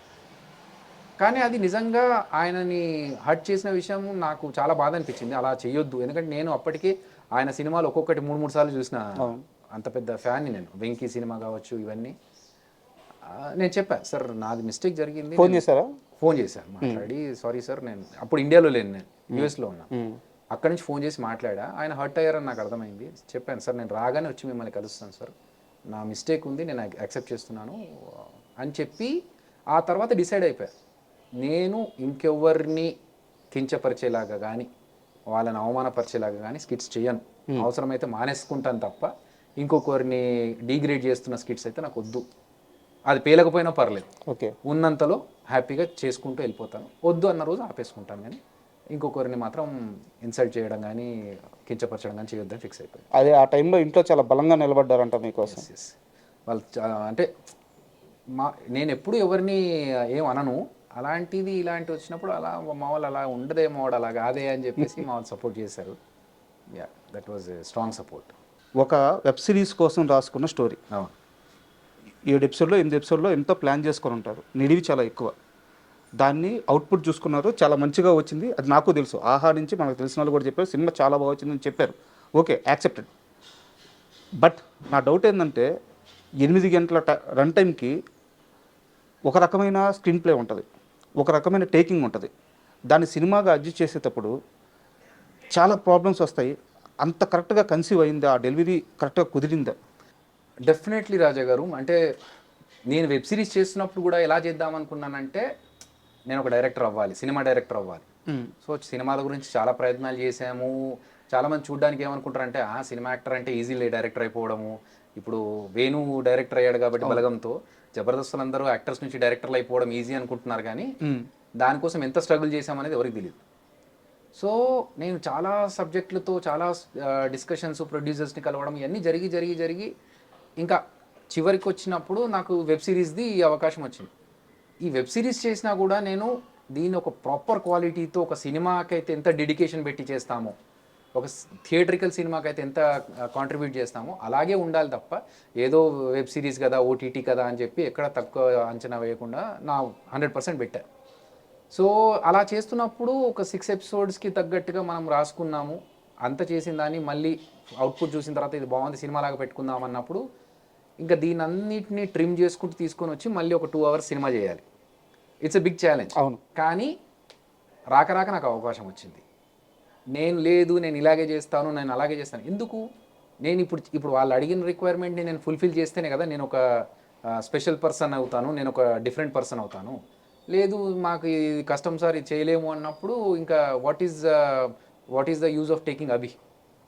సో నేను దాన్ని ఛాలెంజ్గా తీసుకొని కొన్ని సీన్స్ కట్ చేయడం, లెంత్ తగ్గించడము, కొన్ని క్రిస్ప్ చేయడం, అవన్నీ చేసుకొని 2 hours సినిమా చేశాను. కానీ ఏం చేశానంటే, ఈ సీన్స్లో ఏవైతే కట్ అయిపోయాయో ఈ సినిమాలో, చిరంజీవాలో కొంతమంది యాక్టర్స్వి, వీళ్ళందరినీ గుర్తుపెట్టుకొని నేను నెక్స్ట్ కామాఖ్య సినిమా చేస్తున్నాను కదా, దాంట్లో క్యారెక్టర్స్ ఇచ్చాను. ఓకే, ఎవరెవరి సీన్స్ అయితే ఇక్కడ కట్ అయ్యాయో అందులో కొంతమందికి, ఎందుకంటే అందులో కూడా కొంత స్పేసే ఉంది, కొంతమందిని నా నెక్స్ట్ సినిమాలో పెట్టుకున్నాను. మిగతా వాళ్ళు ఎవరు ఉన్నారో నాకు గుర్తుంది, ఎవరెవరైతే సీన్స్ కట్ అయినా వాళ్ళని తీసుకెళ్ళి ఇంకో దాంట్లో పెట్టి. ఈ డిసిషన్ ఎవరిది? అంటే అరవింద్ గారిదా, ఆహా టీమ్దా? ఆహా కంటెంట్ టీమ్. ఓకే, అంటే బాగా వస్తుంది దీని వెబ్ సిరీస్ కంటే సినిమాగా అయితే ఇంకెక్కువ రీచ్ అవుతుంది, రాజ్ తరుణ్ కూడా ఉన్నాడు కాబట్టి. సో సినిమాగా అయితేనే బాగుంటుంది అన్నప్పుడు నాకు కూడా అలాగైతే నాకు కూడా అడ్వాంటేజ్ అనిపించింది. ఎందుకంటే వెబ్ సిరీస్ లాగా పెట్టి చేసే కంటే సినిమా అయితే నాకు ఇంకొక బెనిఫిట్ కూడా అనిపించి నేను ఛాలెంజ్గా తీసుకున్నాను. అరవింద్ గారిని కలిసారా? 2-3 రోజుల్లో సినిమా రిలీజ్. అవునవును. యాక్చువల్గా ఆయనకు ఫస్ట్ టైం స్టోరీ చెప్పడానికి వెళ్ళినప్పుడు కలిసాము. ఓకే, తర్వాత ఆహా నుంచి అప్డేట్స్ వెళ్తా ఉన్నాయి, కానీ పర్సనల్గా కలవలేదు. సినిమా ఇప్పుడు రిలీజ్ కదా, అప్పుడు వెళ్ళి కలుస్తాను. స్టోరీ చెప్పడానికి వెళ్ళినప్పుడు ఎలా ఉండింది అన్నారు? చాలా ఎంజాయ్ చేశారు. ఆయన 20 minutes టైం ఇచ్చారు. 20 minutesలో ఆయన విని చాలా హ్యాపీగా ఫీల్ అయ్యి ఒక 15 నిమిషాలు పక్క రూమ్లో కూర్చున్నాము. వచ్చి ఆహా టీం శ్రావణి గారు వచ్చేసి, నచ్చిందండి అరవింద్ గారికి, వీఆర్ ప్రొసీడింగ్ విత్ ఇన్ అన్నారు. అదిరే అభి అంటే సామాన్యమైన వ్యక్తి కాదు. ఎందుకంటే ఒక్క మనిషిని ఒక్కసారి చూసిన తర్వాత వాళ్ళ టాలెంట్ ఉందా లేదా, మనకు పనికొస్తారా పనికిరాడా, ఏ ఫీల్డ్కి సరిపోతాడు, ఇవన్నీ అంచనా వేయగలరు. అలా అంచనా వేసే ఈరోజు కొన్ని పదుల మంది మీ శిష్యులు జబర్దస్త్లో కానీ బుల్లితెర మీద కానీ ఉన్నారు. ఇక్కడ నా స్ట్రైట్ క్వశ్చన్ ఏంటంటే, కొన్ని రోజుల క్రితం బండ్ల గణేష్ గారు మాట్లాడుతూ అల్లు అరవింద్ అసలు ఏమీ చేయడు, క్రెడిట్ మొత్తం ఆయన జేబులో వేసేసుకుంటాడు, ఓకే. గమ్ముగా సింపుల్గా అలా కూర్చొని ఉంటాడు, సక్సెస్ వస్తే మాత్రం ఆయన జేబులో పడిపోద్ది, రాజా లైఫ్ అది ఇది అని చెప్పి మాట్లాడారు. మీరు అరవింద్ గారిని కలిశారు, బండ్ల గణేష్ గారి మాటలతో మీరు ఏకీభవిస్తారా? అసలు ఫస్ట్ ఆఫ్ ఆల్ ఆయన అన్న విషయం నాకు తెలీదు, కానీ మేము అరవింద్ గారిని కలిసిన దాని ప్రకారం అయితే ఆయన చాలా వెల్కమింగ్గా ఉన్నారు. అంటే నేను ఇంతకుముందే చెప్పా, చాలా స్ట్రగుల్ చేస్తే నాకు వచ్చిన ఆపర్చునిటీ ఇది. అలా అనుకుంటే ఆయన నాకు ఈ సబ్జెక్ట్ ఇవ్వాల్సింది కాదు. ఒకవేళ మీరు అన్న ప్రకారం ఆలోచించి, గణేష్ గారు అన్న ప్రకారం ఆలోచించి ఉంటే ఎందుకు అతనితో వెళ్ళడము, ఎవరో తెలిసిన డైరెక్టర్ని పెట్టుకొని చేసుకోవచ్చుగా, ఆల్రెడీ చేసిన సినిమాలు డైరెక్ట్ చేసిన అతనితో వెళ్ళొచ్చు కదా, ఈ అబ్బాయితోనే ఎందుకు అని కూడా అడగొచ్చు. కానీ అభి డైరెక్ట్ చేస్తున్నాడు. నిజంగా చెప్పాలంటే నన్ను ఆయన గుర్తుపట్టలేదు. ఓకే, జబర్దస్త్ అదిరే అభిని గుర్తుపట్టలేదు. ఎలా గుర్తుపట్ట? నేను వెళ్ళాను, మామూలుగా వెళ్ళాను, నమస్తే సార్ నా పేరు అభినయ కృష్ణ అంటే ఓకే అమ్మ కూర్చో అన్నారు. శ్రావణి గారు అంతా సబ్జెక్ట్ గురించి చెప్పమన్నారు, మేము నరేష్ని ఇచ్చాం, బయటకు వచ్చాను అంతే తప్ప నేను జబర్దస్త్లో చూశానమ్మా నిన్ను ఏం లేవు. సో ఆయన నన్ను గుర్తుపట్టలేదు అనే విషయం నాకు అర్థమైంది. సో ఒక అభి అనే పర్సన్ వచ్చాడు, నరేష్ని ఇచ్చాడు, కొత్తతను ఫస్ట్ టైం సినిమా చేస్తున్నాడు అని చెప్పి ఆయన మనకు అవకాశం ఇచ్చారు అప్పుడు. అంతే తప్ప ఇతను జబర్దస్త్ చేశాడు, ఇతనికి ఒక టైమింగ్ సెన్స్ ఉంది, లేకపోతే కామెడీ పంచ్లు బాగా వేస్తాడు, ఇట్లాంటివి కన్సిడర్ చేసేయలే. మంచి కథ ఉంటే ఆహాలో అంత ఈజీ. అదే జరిగింది. మంచి అట్లా అని చెప్పి ఈజీ యాక్సెస్ అని కాదు, it has to go from one stage to another stage. మనం ఫస్ట్ లైన్ చెప్పాము, తర్వాత డెవలప్ మంచి కథ ఉంటే ఎగ్జాక్ట్లీ. సో నేను అంతకుముందు నేను కూడా వేరే కథలు చెప్పాను, అవి నచ్చలేదు వాళ్ళకి. ఒక 4-5 కథలు చెప్పిన తర్వాత ఇది కాదు అన్న తర్వాత పట్టు వదలని విక్రమార్కుల్లా నేను ఇంకో కథ రెడీ చేసుకొని ఇది లైన్ అండి, ఇలా మీరు ఓకే అంటే నేను డెవలప్ చేస్తానంటే ఇది బాగుంది గోయడ్ అంటే మళ్ళీ దాన్ని నేను ఇంకొక అతనితో డెవలప్ చేయించి నేను కొంచెం దాంట్లో అప్డేట్ చేసుకొని అన్నీ చేసి ఒక 4-5 లెవెల్స్ దాటినాక అప్పుడు అరవింద్ గారి దగ్గరికి వెళ్ళాను.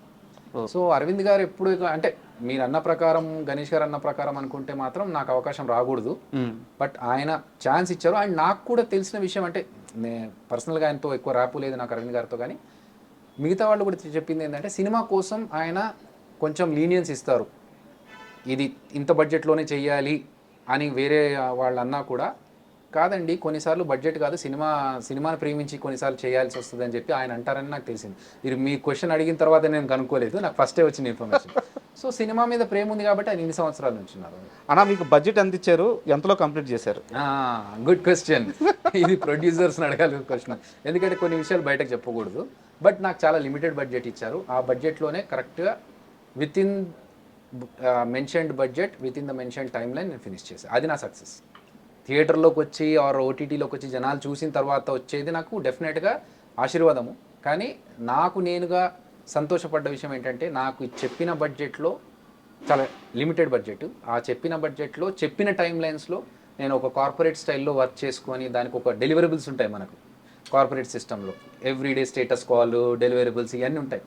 అది ఇక్కడ ఇంప్లిమెంట్ చేసుకొని మనకున్న బడ్జెట్లో మనకున్న నెంబర్ ఆఫ్ డేస్ ఎంత, ఎక్కడ ఈ షార్ట్ ఇక్కడ మిస్ అయితే మనం ఇంకొక దగ్గర ఎక్కడ పెట్టుకోవచ్చు అని అనుకున్న టైంలో ఫినిష్ చేసి ఇచ్చిన బడ్జెట్లో అయింది. ఇచ్చిన బడ్జెట్లో మీరు సినిమా తీస్తున్నారు, మీకు అందుబాటులో ఉన్న లేదా ఆ కథ డిమాండ్ చేసిన నటులను పెట్టుకున్నారు.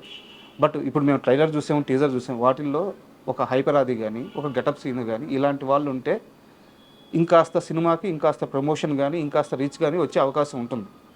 బట్ మీరు ఈ ప్రశ్నకి ఏం సమాధానం చెప్పారంటే అలాంటి క్యారెక్టర్స్ లేవు, అందుకని నేను పెట్టలేదు అని చెప్పారు. క్యారెక్టర్స్ చిన్న క్యారెక్టర్స్ ఉన్నాయి అన్న. ఇంకో సీరియస్ డౌట్ వచ్చేసి, ఇంత కష్టపడి సినిమాని చేస్తున్నప్పుడు వాళ్ళిద్దరూ ఒక 2 సీన్లోనో ఒక సీన్లో కనిపించే ఒక చిన్న ట్రాక్ పెట్టుకోవడానికి మీలాంటి రైటర్లకు పెద్ద కష్టమేం కాకపోవచ్చు, మీరు ఆ పని చేయలేదు. అండ్ ఇంకో క్వశ్చన్, కంటిన్యూటీ క్వశ్చన్, సినిమా ఇంకో 3 రోజుల్లో స్ట్రీమింగ్ కాబోతుంది, అసలు ఈరోజు తీసేస్తే ఇంక 2 రోజులే, ఒక్కరోజు గట్టిగా మాట్లాడారు.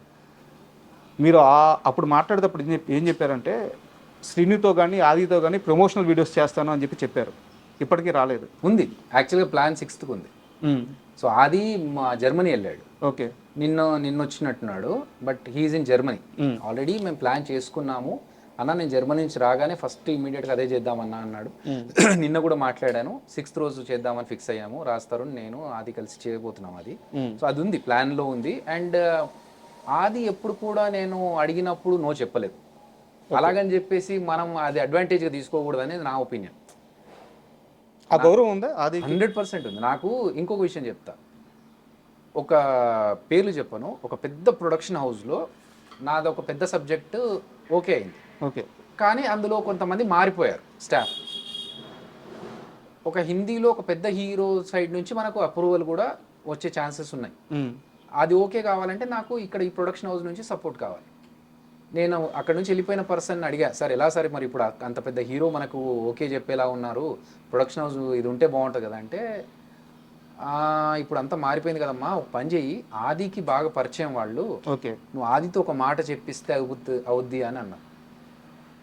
ఇప్పుడు నేను ఆదిని అడగడం వల్ల ఆది వెళ్ళి మాట్లాడొచ్చు, కానీ నాకు ఇబ్బంది పెట్టినట్టు. పీపుల్ సార్ అది నేను చెప్పాను, పేర్లు చెప్పాను.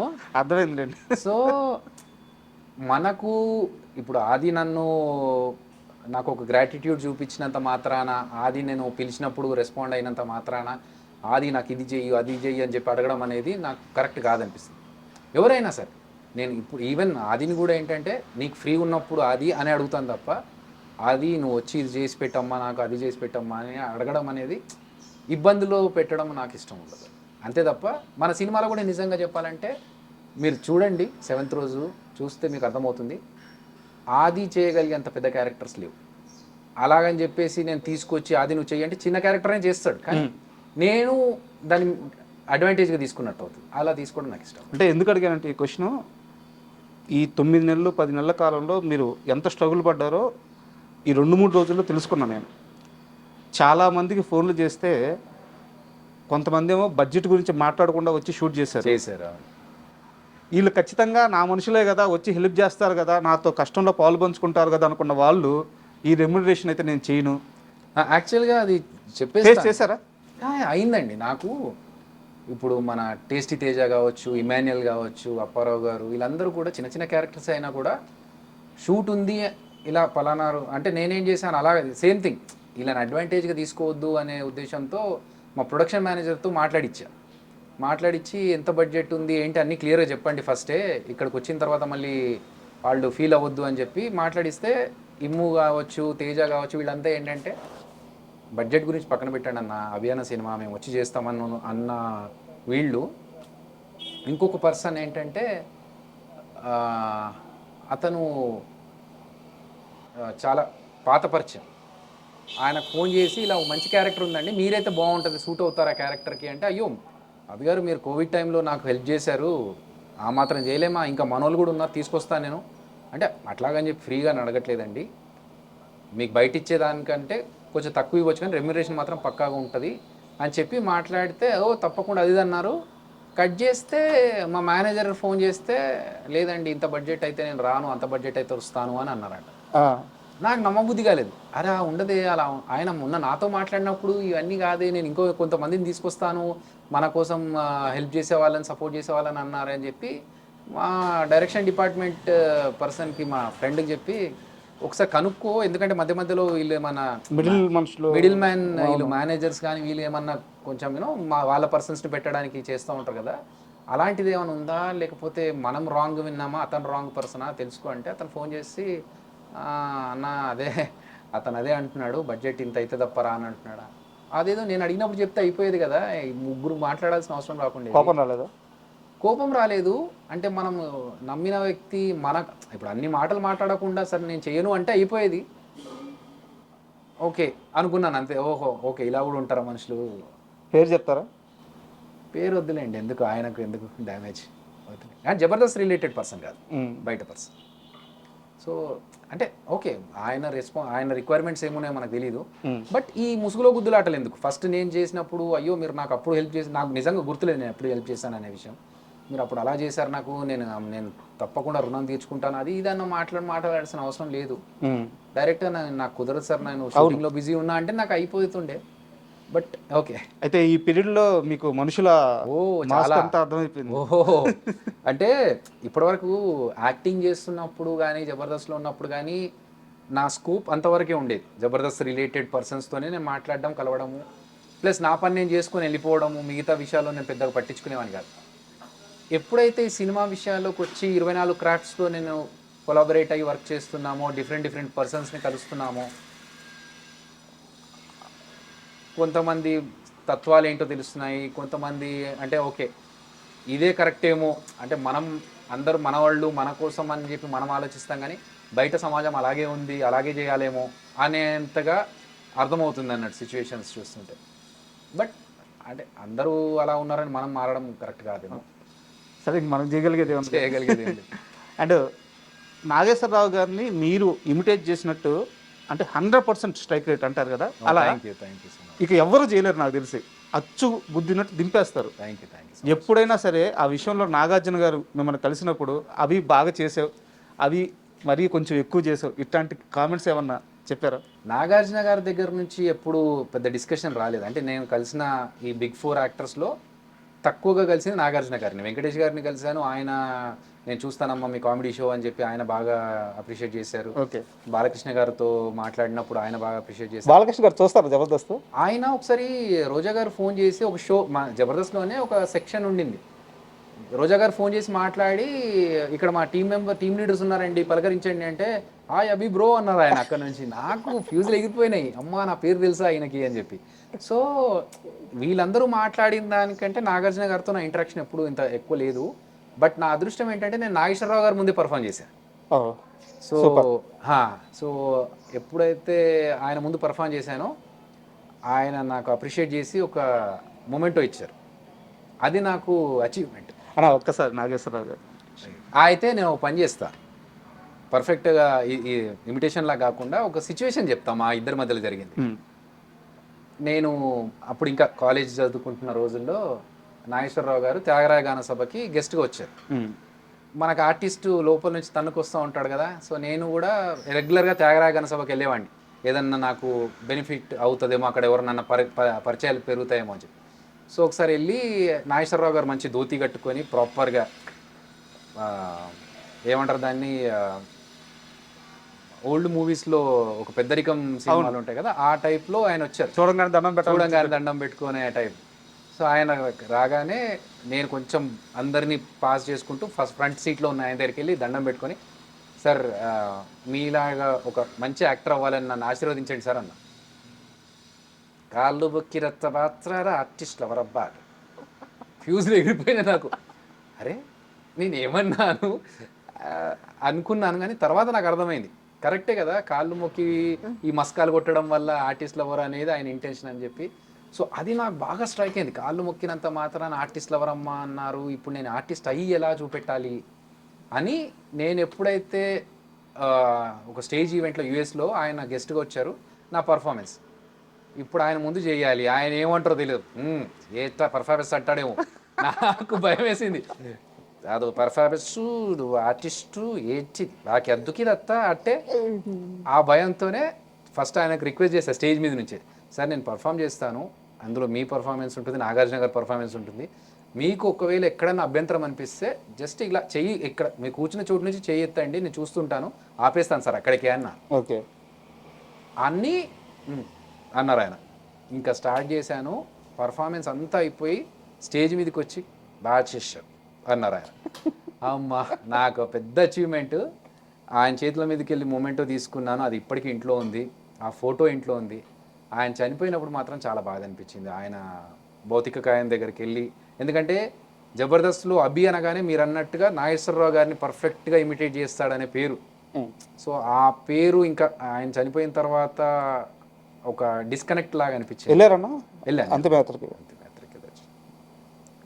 నాగేశ్వరరావు గారు చనిపోయినప్పుడు, కృష్ణ గారు చనిపోయినప్పుడు, కృష్ణరాజు గారు, ఎందుకంటే ఇంత గొప్ప వ్యక్తుల్ని ఎప్పుడు కలిసి వాళ్ళతో ట్రావెల్ చేసింది లేదు, అట్లీస్ట్ చివరి దర్శనం అన్న చేసుకోవాలని చెప్పి ఐ మేక్ షూర్ వెళ్ళాలి అట్లాంటి సిచ్యువేషన్స్లో అని చెప్పేసి. చాలామంది చిన్న చిన్న ఆర్టిస్టులు ఏదో జబర్దస్త్లో ఒక 2 ఎపిసోడ్లో కనిపించగానే, ఒక సినిమాలో ఒక ట్రాక్ కొంచెం సక్సెస్ అవ్వగానే మమ్మల్ని మించిన వాళ్ళు లేరు, మేము ఎక్కడికి పోవాల్సిన అవసరం లేదు, పెద్దలను గౌరవించాల్సిన అవసరం లేదు, ఇలాంటి ఒక మైండ్ సెట్తో ఉంటారు. మీరేమో మీరు కలిసి యాక్ట్ చేయకపోయినా సరే లెజెండరీస్, ఎప్పుడు లెజెండరీస్ అని చెప్పేసి 100% వాళ్ళని గౌరవించుకున్నారు. ఈ మైండ్ సెట్లో తేడా ఎందుకు వస్తుంది అన్న ఆర్టిస్ట్కి? ఒక మనిషి ప్రాక్టికల్ లైఫ్లో ఉన్నప్పుడు రియాలిటీకి దగ్గరగా ఉంటాడు. అంటే నేను 23 సంవత్సరాల నుంచి ఉన్నాను ఇండస్ట్రీలో. ప్రభాస్ గారితో ఈశ్వర్ సినిమాలో స్టార్ట్ అయినప్పుడు నా జర్నీ, సో నేను చూసా అంటే లైక్ ఒక లైఫ్ పెద్ద సినిమా హిట్ అయినప్పుడు జనాలు ఎలా చూస్తారు, సినిమా ఫ్లాప్ అయితే ఎలా చూస్తారు, ఒక క్రేజ్లో ఉన్నప్పుడు మనం ఎలా రిసీవ్ చేసుకుంటారు, అసలు ఏం లేనప్పుడు జనాలు బయట రోడ్డు మీద కనీసం పట్టించుకోరు. ఇవన్నీ చూసి వచ్చాం కాబట్టి ఇదంతా తాత్కాలికం. ఈ రోజు మనకు ఒక పేరుండి మన వెంట జనాలు వచ్చి ఫోటోలు దిగినారంటే ఈ రోజు ఉండొచ్చు, రేపు ఉండకపోవచ్చు. సో అది మనం నెత్తి మీదకి ఎక్కించుకున్నామంటే ఇంకా దెబ్బపడ్డట్టే. ఇవన్నీ పక్కన పెట్టేసి వాట్ వీఆర్ అలా వెళ్తే ఇవన్నీ రావు. ప్రభాస్ గారి టాపిక్ వచ్చింది కాబట్టి ఒక చిన్న ఇన్సిడెంట్ చెప్తాను. ఫస్ట్ షాట్ ఇద్దరి మధ్య ఫస్ట్ షాట్ పెట్టంగానే మీరు ఏదో యాక్ట్ చేశారు. అవును, అలా ఎలా చేస్తారు సిగ్గు లేకుండా అని అడిగారంట. అదేంటంటే మీరు సినిమాలో చూస్తే ఇప్పుడు తెలుస్తుంది. ఫస్ట్ డేనే ఫస్ట్ షాట్ సుభాష్ థియేటర్, ఇప్పుడు ఉషా మయూర్ అని పేరు మార్చారు, మన ముషిరాబాద్ దగ్గర ఉంటుంది. ఆ థియేటర్లో షాట్ 200 మంది జూనియర్ ఆర్టిస్టులు ఉన్నారు. బ్లాక్ టికెట్స్ కోసం నేను, ప్రభాస్ అన్న, మిగతా వాళ్ళు సినిమాలో వెళ్ళాలి ఈశ్వర్లో. సో అక్కడ ఏంటంటే నాకు అంతకుముందు ఆ సీన్ చెప్పలేదు. డైరెక్ట్గా స్పాట్లో జయంత్ గారు పిలిచి ఈ షాట్లో ఏంటంటమ్మా నువ్వు ప్యాంట్ తీసి లోపల నీకు బాక్సర్ షార్ట్స్ ఉంది కదా అందులో డబ్బులు ఉంటాయి, ఆ డబ్బులు తీసి టికెట్ తీసుకోవాలన్నారు. ఓకే అన్న, నాకు సిగ్గా పాడా మనకు అప్పుడు, ఇప్పుడంటే కొంచెం షై ఫీలింగ్ అని. అప్పుడు ఓకే సార్ అన్నాను. ప్రభాస్ అన్న చూస్తా ఉన్నారు. ఓకే టేక్ అన్నారు. రెడీ. ఓకే ఆవిడ ఎవరు లేడీ వచ్చింది బ్లాక్ టికెట్స్ అమ్ముతున్నప్పుడు ఒక్క నిమిషం అని చెప్పి టక్కన ప్యాంట్ తీసి లోపల చెడ్డీలోంచి డబ్బులు తీయడానికి ట్రై చేస్తూ ఉంటారు. వచ్చిన తర్వాత ఈ లోపల వేరే వాళ్ళు వచ్చి టికెట్ తీసుకుని వెళ్ళిపోతారు. అయిపోయిన తర్వాత నీకు సిగ్గు అనిపించలేదా ఇంతమంది ముందు అలా ఇలా తీసేవన్నా? సిగ్గా అసలు ఏముంది ఇందులో సిగ్గుపడ్డానికి? అంటే అసలు కాన్షియస్ లేదు, చుట్టూ జనాలు ఉన్నారు, కెమెరా ఉంది, ఏం పట్టించుకోలేదు. ఫస్ట్ టైం యాక్టింగ్ అవకాశం రావాలని చూస్తున్న వాళ్ళకి ఒక అవకాశం వచ్చింది, ఇంకా అంతే. ఆయనకి డైలాగ్ చెప్పడానికే సిగ్గు. ఆయన సిగ్గుపడతారు బాగా సిగ్గరి. సో అప్పుడు ఓకే, ఇంకా ఇప్పుడు కొంచెం ఎక్కువ సిగ్గు, కానీ అప్పుడు ఇంకా కొంచెం ఇంకా ఎక్కువైందా? ఇప్పుడు ఎక్కువైంది. అప్పుడు ఏంటంటే మేము షూటింగ్ లేకుంటే బ్రేక్ ఉంటే మేము అలా పక్కకి వెళ్ళిపోయి అక్కడ అరుగులు ఉండేవి ధూల్పేటలో, అరుగుల మీద కూర్చునే వాళ్ళం సరదాగా. మేము కూర్చొని మేము మా ఆటలు మేము ఆడుకుంటూ ఫుల్ ఫన్. అసలు ఎక్కడ ఇంత సిగ్గుపడేవాళ్ళు కాదు. ఇప్పుడు వస్తూ వస్తూ ఇంకా సిగ్గుపడుతుంది. అంటే 22 సంవత్సరాల క్రితం జర్నీ అది. కట్ చేస్తే మన బాహుబలి 2లో ఆయనతో పాటు కలిసి అసిస్టెంట్ డైరెక్టర్గా సినిమా కట్ చేశారు. అంటే ప్రభాస్ అంటే మనిషిలో ఎలాంటి మార్పు రాదు, ఒక కింగ్ ఎలా ఉండాలో ఎలా బతకాలో అలాగే బతుకుతుంటాడని చెప్పి అందరూ ఆయన గురించి నెగిటివ్గా చెప్పిన ఒక్క పర్సన్ లేదు. సో మీరేం గమనించారు ప్రభాస్ గారిలో? ఏమైనా మార్పు వచ్చిందా లేకుంటే అలాగే ఉన్నారా? చెప్పాక సిగ్గు ఎక్కువైంది. ఇంకా అప్పుడున్నట్లే లైక్ ఒక చైల్డ్, ఒక చిన్న అబ్బాయి మనస్తత్వం ఎలా ఉంటుంది అంటే ఏ కల్మషం లేకుండా వాడికి హామ్ చేయాలి, నేను ఏదో ఇలా చూపించుకోవాలి, అలాంటివి ఎప్పుడు లేదు. సరదాగా ఉండి అక్కడ ఉన్న స్టాఫ్ అందరితో కామెడీ చేసుకుంటూ. ఒక చిన్న ఇన్సిడెంట్ చెప్తా. ఆయన అంత పెద్ద హీరోలతో ఎక్కువ మందితో చేసింది లేదు, కానీ మామూలుగా ఆయన స్టేచర్కి ఒక క్యారవాన్లో దిగకుండా షార్ట్ ఉన్నప్పుడు మాత్రమే బయటకు వచ్చి చేసుకోవాల్సిన స్టేజ్లో ఉన్న పర్సన్ సరదాగా వచ్చి అక్కడ కూర్చొని అందులో వాళ్ళ టీం మెంబర్స్ వేసే జోకులకి నవ్వుతూ, చిన్న పిల్లోళ్ళు అయితే ఎలా ఎంజాయ్ చేస్తారో అలా ఎంజాయ్ చేస్తూ, అందులో ఒక అతన్ని కామెడీగా నీళ్ళలో దోసేస్తారు వీళ్ళు ఎవరో. ఆ నీళ్ళలో పడితే ఈయన ఎంత షాక్ అయిపోయాడంటే ఈయన దూకి తీసుకొద్దామన్నంత లేచి నిలబడి రెడీ అయిపోయాడు. ఏమైపోతుందని. ఈ లోపల పక్కన వాళ్ళు ఆపి ఉండండి అని చెప్పి వాళ్ళు దిగి బయటకు లాగారు. బట్ పెద్ద డెప్త్ ఏం లేదు అది, కానీ అంత అంటే తనను నమ్మి తన చుట్టూ ఉండే వాళ్ళని అంత ప్రేమిస్తారు. సో అది మంచి క్వాలిటీ. అండ్ ఎప్పుడు కూడా తను సూపర్ స్టార్ అని చూపించుకోలేదు. అది రాజమౌళి సార్ అంటే ఒక ఇండస్ట్రీ మొత్తం, ఇండియన్ ఇండస్ట్రీ మొత్తం ఆయన వైపు తలెత్తి చూసుకునేంత చేశాడు ఆయన. అవును, ఒక విజనరీ. ఆయన ఒక సీన్ తీస్తున్నాడు అంటే దాని స్కేల్ ఏ రేంజ్లో ఉంటుందో ఎవరు ఊహించలేరు. అలాంటి ఆయన దగ్గర అసిస్టెంట్గా చేసి అక్కడి నుంచి మీరు ఏం తెచ్చుకున్నారు? ఆయన దగ్గర డిసిప్లిన్ ఫస్ట్ నేర్చుకున్నాను. మనకున్న కొంచెం ఇంకొంచెం షార్ప్ అంటే మనకు ఆల్రెడీ కొంచెం వచ్చిన దాన్ని ఇంకెవరన్నా బాగా చేస్తున్నారంటే అరే ఇది ఇంకా నేర్చుకోవచ్చు అన్నలాగా డిసిప్లిన్ బాగా నేర్చుకున్నాను ఆయన దగ్గర. And perfection. సో పర్ఫెక్షన్ అనేది రాజమౌళి గారి దగ్గర చాలా, అంటే ఒక టేక్ కరెక్ట్గా రాకపోతే ఎన్ని టేక్స్ అయినా తీసుకోవాలనే పర్ఫెక్షన్ ఆయన దగ్గర ఉంది. ఇప్పుడు మాకున్న బడ్జెట్లో అది పర్మిట్ చేయదు, కానీ చేసిన వరకు ఎలా చేయాలి, ఎంత బాగా చేయాలి, క్రియేటివ్గా దీన్ని ఎలా చూపించవచ్చు. ఇప్పుడు మనం ఒకటి అనుకుంటాము, అక్కడికి వెళ్ళిన తర్వాత అది లేకపోతే ఇప్పుడు అది వచ్చేదాకా నేను చెయ్యను అనుకోకుండా దాన్ని ఇంకో రకంగా ఎలా చూపించవచ్చు. అలా యూనో ప్లాన్ బి కావచ్చు, లేకపోతే క్రియేటివ్గా ఇమ్మీడియట్గా దాన్ని మార్చుకొని ఇంకోలాగా చేసుకోవడం, ఇవన్నీ క్రియేటివ్ థింగ్స్. ఇండియన్ సినిమా హిస్టరీలో ఎవ్వరూ పెట్టనంత డబ్బులు ఖర్చు పెట్టి బాహుబలి తీశారు. బాహుబలి 2 తీశారు. బాహుబలి కానీ బాహుబలి 2 కానీ అక్కడ అన్ని కోట్లు ఖర్చు అవుతుంటే అసిస్టెంట్ డైరెక్టర్గా చేసిన నాకు డబ్బులు వద్దు అని చెప్పి మీరు అంటే ఒక ఆ యూనివర్సిటీ డబ్బులు మిగిలిస్తే ఏమొచ్చింది? ఒక యూనివర్సిటీకి వెళ్తే మనం నేర్చుకోవడానికి వెళ్ళినప్పుడు మనం ఫీజు కట్టాలి. మనకు నేర్పించినందుకు వాళ్ళు డబ్బులు ఇవ్వకూడదు. సో నేనేంటంటే నేను నేర్చుకోవడానికి వెళ్ళా అక్కడ. నేనేదో పని చేసి వాళ్ళకి పని చేసి పెట్టి వాళ్ళ పని తగ్గించడం కాదు. నేనే అడిగి నేను ఈ పని నేర్చుకోవాలనుకుంటున్నాను, మీ సినిమాలో పని చేస్తే నాకు ఒక ఎక్స్పీరియన్స్ వస్తుంది, ఆ ఎక్స్పీరియన్స్ నేను ఎంజాయ్ చేయాలనుకుంటున్నానని నా అంతకు నేను వెళ్ళాను కదా. సో అలాంటప్పుడు నేను డబ్బులు తీసుకోవడం కరెక్ట్ అనిపించలేదు. చెక్ కూడా రాసేస్తే వద్దన్నారంట. అంటే చెప్పా కదా, మనకు నేను నేర్చుకుంటున్నప్పుడు నాకు అది ఆ విద్య నాకు రావాలంటే ఆ డబ్బులు తీసుకుంటే నాకు అది కరెక్ట్ కాదండి. ఇప్పుడు మన సినిమా చిరంజీవి ఏదైతే సినిమా రిలీజ్ అవుతుందో బాహుబలి డైరెక్టర్కి కానీ బాహుబలి హీరోకి కానీ లేదా రానా గారికి కానీ వీళ్ళలో ఎవరికన్నా ప్రొడ్యూసర్కి కానీ ఎవరికన్నా వెళ్ళి కలిసారా ఇలా నేను ఒక సినిమా తీశాను సార్ అని చెప్పేసి? లేదు, రాజమౌళి గారికి మెసేజ్ పెట్టాను, ఆయన ఆల్ ది బెస్ట్ చెప్పారు. కానీ నేను పర్సనల్గా వెళ్ళి అంటే సేమ్ థింగ్, ఇబ్బంది పెట్టడం ఎందుకు అనుకునే వ్యక్తిని నేను. మనం వెళ్ళి దాని గురించి చెప్పి వాళ్ళ దగ్గర బయట అడగడమో లేకపోతే ట్వీట్ అడగడమో అనేది ఇబ్బంది. వాళ్ళు ఏంటంటే సినిమా బాగా వచ్చిన తర్వాత సినిమా బాగా వచ్చింది అభి అని నాకు చెప్తే చాలు. వాళ్ళు చూసి వేరే సినిమాలు చూసినట్టుగా నా సినిమా కూడా చూసి బాగా వచ్చింది అభి, నువ్వు బాగా చేసావు అని చెప్తే చాలు. అదే నాకు పెద్ద ఇది. అంతే తప్ప నేను వెళ్ళి వాళ్ళని అంటే ఇన్ఫర్మేషన్ అయితే ఇచ్చా చేస్తున్నానని చెప్పి, కానీ దాని ద్వారా ఏదైనా అడ్వాంటేజ్ తీసుకోవాలని మాత్రం అనుకోలేదు. దేవుణ్ణి బలంగా నమ్ముతారా? అంటే ఎందుకు ఈ క్వశ్చన్ అడుగుతున్నానంటే దైవ బలం ఉన్న ఒక వ్యక్తి ఏదన్నా పని చేస్తే అందులో ఫెయిల్యూర్ ఉండదంట. అభి చేత్తో ఎవరికన్నా అట్లా లిఫ్ట్ ఇస్తే వాడు అలా ఎదగడమే కానీ ఇప్పుడు దాకా పడినోడు లేదంట. జబర్దస్త్లో పేర్లు అనవసరం, అందరికీ తెలుసు. ఆది గారి దగ్గర నుంచి ఎవ్రీవన్ మీ శిష్యుడు అండ్ మీ తమ్ముడు, సొంత తమ్ముడు. ఆయన తీసుకెళ్ళి ఆయనకు కూడా సాఫ్ట్వేర్లో ఓనమాలు నేర్పించింది మీరే.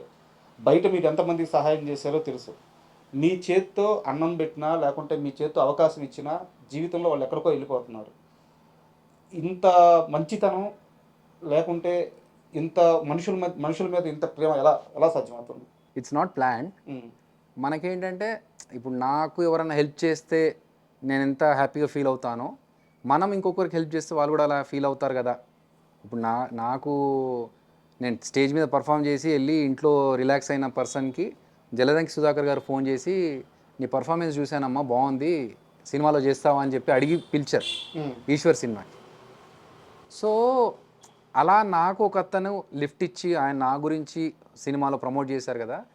అలా మనం కూడా ఇంకెవరన్నా టాలెంట్ ఉన్న వాళ్ళని తీసుకెళ్ళి వాళ్ళకు ఒక అవకాశం ఇస్తే వాళ్ళకు కూడా మంచిదే కదా, అంతే అనుకున్నాను తప్ప ఇంకా ఎక్స్ట్రా దాని గురించి అంటే ఏమో. వాళ్ళు అందరూ దాన్ని మీరు అబ్జర్వ్ చేశారా? మీ చుట్టూ ఎవరైతే మీరు హెల్ప్ చేశారో అందరూ ఈరోజు ఒక రేంజ్లో ఉన్నారు. మంచిదేగా, హ్యాపీ. అలా ఉంటే ఉండాలని నేను కోరుకుంటాను. నేను కూడా జబర్దస్త్ చూస్తున్నారు ఇప్పుడు మధ్యలో నిజం చెప్పాలి, మధ్యలో అందుకే క్వశ్చన్స్ అడుగుతా. మధ్యలో అన్నాను. అందుకే ఎన్ని సంవత్సరాలు అవుతుంది జబర్దస్త్ చూసి? ఆల్మోస్ట్ 3 years అయిపోయింది. మధ్యలో ఎప్పుడో ఒకసారి టైం ఉన్నప్పుడు ట్రైలర్స్ ఎక్కువ చూస్తూ ఉంటాను అంతే. అంటే ఎందుకు ఈ క్వశ్చన్ అడిగానంటే జబర్దస్త్ మానేసి ఎవరైతే బయటకు వచ్చారో వాళ్ళు ఎవరో జబర్దస్త్ చూడట్లా ఫస్ట్ ఆఫ్ ఆల్. అండ్ ఇంకోటి, జబర్దస్త్లో మనం ఉన్నప్పుడు అన్న అన్న అన్న అంట మన చుట్టూ దిగిన వాళ్ళు కొంతమంది ఉంటారు. ఈరోజు వాళ్ళు ఎవ్వరూ కూడా ఆ బయటికి వెళ్ళిపోయిన వాళ్ళే లెక్క చేయట్లా. జబర్దస్త్లో నీలాంటి టీం లీడర్లు కాకుండా అవకాశాల కోసం తిరిగే చిన్న చిన్న ఆర్టిస్టులు ఉంటారు కదా, వాళ్ళందరూ అక్కడ ఎంత భజన చేయాల్సి వస్తుందో చెప్పుకొని బాధపడ్డ సందర్భాలు చాలా ఉన్నాయి. బట్ మేనేజ్మెంట్ కరెక్ట్గానే ఉంది. మేనేజ్మెంట్ అందరికీ సమానమైన అవకాశాలు ఇస్తుంది, మేనేజ్మెంట్ అందరికీ సమానంగా చూస్తుంది. వాళ్ళు ఇవన్నీ గమనించలేరు కదా. అక్కడ ఉండే టీం లీడర్ల పరిస్థితి ఎట్లా తయారైపోయిందంటే ఒకప్పుట్లాగా లేరు. ఒక వేణన్న కానీ, ఒక అభి అన్న కానీ, ఒక ధనరాజు కానీ, ఇప్పుడు ధనరాజు గారు రీఎంట్రీ ఇచ్చిన ఎప్పుడైతే మీరు ఫస్ట్ తరం ఉండిందో అలా టీం లీడర్స్ లేరు. జబర్దస్త్లో వాతావరణం అంతా చెడిపోయింది. ఇది నేను స్వయంగా విన్నాను. మీ దాకా వచ్చిందా? ఒప్పుకుంటారా? నా దాకా రాలేదు, బట్ ఇప్పటికీ కూడా మాదొక గ్రూప్ ఉంది, వాట్సాప్ గ్రూప్. సో దాంట్లో అంటే ఇప్పుడున్న కంటెస్టెంట్సే కావచ్చు, ఇంతకు ముందు నుంచి కంటిన్యూ అవుతున్న వాళ్ళైనా సరే ఏదైనా సమస్య ఉన్నప్పుడు దాంట్లో డిస్కస్ చేసుకుంటాము, లేదంటే పర్సనల్గా ఫోన్ చేస్తారు. అన్న ఇగో ఇలాంటి పరిస్థితిలో ఉన్నాము, ఈ సిచ్యువేషన్లో ఉంది, మీ సలహా చెప్పండి, లేకపోతే మీ సహకారం ఏమైనా ఉంటే చేయండి. ఇలా డిస్కషన్స్ ఇప్పటికీ జరుగుతూ ఉంటాయి. ఎవరు కూడా ఇప్పటిదాకా వెళ్ళిపోయారులే తొక్క, వాళ్ళు వెళ్ళిపోయిన వాళ్ళ గురించి మాకెందుకు అనేది ఎవరు అలా బిహేవ్ చేయలేదు. నాతో అయితే అందరు బాగుంటారు. నాకెప్పుడు అలా అనిపించలేదు. మేబీ ఒకళ్ళిద్దరు ఏమైనా చేస్తుండొచ్చు, కానీ depends on the person to person, not every one. జబర్దస్త్లో ఇప్పుడు టాప్ కమెడియన్స్ ఎవరైతే ఉన్నారో వాళ్ళు అబ్బి ఫోన్ లిఫ్ట్ చేస్తారా? 100% చేస్తారు. సుడిగాడు సుధీర్ లిఫ్ట్ చేస్తారా? చేస్తారు. నాకు ఇప్పుడు మెసేజ్ చూపిస్తా. సుధీర్ ఫస్ట్ ఆఫ్ ఆల్ లేడు జబర్దస్త్లో, బట్ నేను నిన్న ప్రీమియర్ ఉంది డార్లింగ్ అని పెడితే, ఆల్ ది బెస్ట్ డార్లింగ్, నాకు ఒకవేళ ఫ్రీ ఉంటే నేను వచ్చేసి కలుస్తాను. ఒక చిన్న కాంట్రవర్సీ నడుస్తుంది, సుధీర్ ఎవరి ఫోన్ లిఫ్ట్ చేయడు అని చెప్పేసి చాలా ఇంటర్వ్యూలో చాలా మంది చెప్తున్నారు. అందుకే నేను ఈ క్వశ్చన్ అడిగింది. ఓకే, ఒక్కసారి లైవ్లో కాల్ చేస్తారు. నేను కాల్ ఎవరికి చేయను, మెసేజ్ పెడతా. ఇప్పుడు నేను నిన్న ఈరోజు మార్నింగ్ మెసేజ్ పెట్టింది మీకు చూపిస్తా, దాంతో మీరు అర్థం చేసుకోవచ్చు. ఎందుకంటే పాపం ఆయన రెస్పాండ్ అయినప్పుడు అలా అబాండాలు వేయొద్దు. ఇది చూడండి మెసేజ్, నిన్నటిది, ఎంతసేపట్లో రిప్లై ఇచ్చాడో కూడా చూడండి. 20 minutes వచ్చేసారు. సో ఆయన మంచిగా విష్ చేశారు. అదే చెప్తున్నా, ఒక పర్సన్ మంచిగా రెస్పాండ్ అవుతున్నప్పుడు దాన్ని ఎవరన్నా వేరే రాంగ్గా చెప్తే దాన్ని మనం చిరంజీవి గారు చెప్పినట్టు మంచిని మైక్లో చెప్పాలి, చెడును చెవులో చెప్పాలంటారు కదా. సో మంచి విషయాలు ఉన్నప్పుడు చెప్పుకోవడంలో ఏముంది అన్నా? ఇప్పుడు 23 సంవత్సరాల నుంచి దేనికోసం అయితే కలగన్నారో ఆ కళ నెరవేరింది. 2-3 రోజుల్లో ఇంకా ఆ పేరు కూడా పడిపోద్ది, అండ్ ప్రోడక్ట్ కూడా చాలా మంచిగా వచ్చిందని అందరూ చెప్తున్నారు. నేను కూడా చాలా హ్యాపీ. థ్యాంక్ యూ రాజు. ఇప్పుడైనా సరే ఒక రాత్రంతా పబ్బుకి వెళ్ళి తాగడానికి అవి రెడీగా ఉన్నాడా? నాకు ఫస్ట్ ఆఫ్ ఆల్ తాగుడు అలవాట్లేదు. వెళ్ళరంటగా పబ్బుకి వెళ్ళరా? నాకు అలవాట్లేదు తాగుడు అలవాటు. చాలా మంది చెప్పింది ఏంటంటే అవి అని ఒక్కరోజు పబ్బుకి తీసుకెళ్ళి తాపాలి. అది ఛాన్సే లేదు. నాకు అలవాట్లేదు, తాగడం అలవాట్లేదు. పబ్బుకి అంటే ఊరికే వెళ్ళి విష్ చేయడం, అంటే చాలా మంది బర్త్డేలు పబ్బుల్లో చేసుకుంటారు కదా, అలా వెళ్ళి విష్ చేసి రావడం వరకే తప్ప తాగేసి అక్కడ పబ్బులో ఎంజాయ్ చేయడం అనేది మనకు అలవాట్లేదు. I don't think it's an enjoyment for me. నాకు జిమ్కి వెళ్ళమంటే వెళ్తా, 2 గంటలు 3 గంటలు అక్కడ స్పెండ్ చేయమంటే చలో ఏ జిమ్గా రమ్మంటే అక్కడికి వెళ్తాను, అది నా ఎంజాయ్మెంట్. తాగడం పబ్బుల్లో ఎంజాయ్ చేయడం అంటే అక్కడ నాయిస్ ఎక్కువ ఉంటుంది, దాంతోపాటు పక్కనోడితో గట్టిగా చెవులో మాట్లాడడం అనేది ఐ డోంట్ ఎంజాయ్. ఇంటర్వ్యూ ముగించే ముందు ఫైనల్గా 2 క్వశ్చన్స్. ఒకటి, మీరు ఎవరినైతే ఇమిటేట్ చేస్తారో అది మిమిక్రీ ఒకటే కాదు, ఆ బాడీ లాంగ్వేజ్ కూడా అచ్చుగుద్దినట్టు ఉంటుంది. నా కోసం ఒక 3-4 ఇమిటేట్ చేస్తూ వాళ్ళు మీ సినిమాకి ఆల్ ద బెస్ట్ చెప్తే ఎలా చెప్తారో కావాలి. ఓకే, కృష్ణంరాజు గారితో స్టార్ట్ చేస్తాం. సూపర్. నా యాల్ది మా అదిరేబి చిరంజీవి అని సినిమా చేశాడ్రా, మీరందరూ చూసి ఆయన్ని ఆశీర్వదించండి. ఇది కృష్ణంరాజు గారు. సూపర్. నాగేశ్వరరావు గారు ఆల్రెడీ చూశారు. కృష్ణ గారు, మీరెంతగానో అభిమానించే మా అదిరే అభి ఈరోజు ఒక అద్భుతమైన సినిమాతో మన ముందుకు వస్తున్నాడు. మీరు చూసి ఆశీర్వదించండి, ఆనందించండి. ఉంటాను. కృష్ణ గారు. And boss,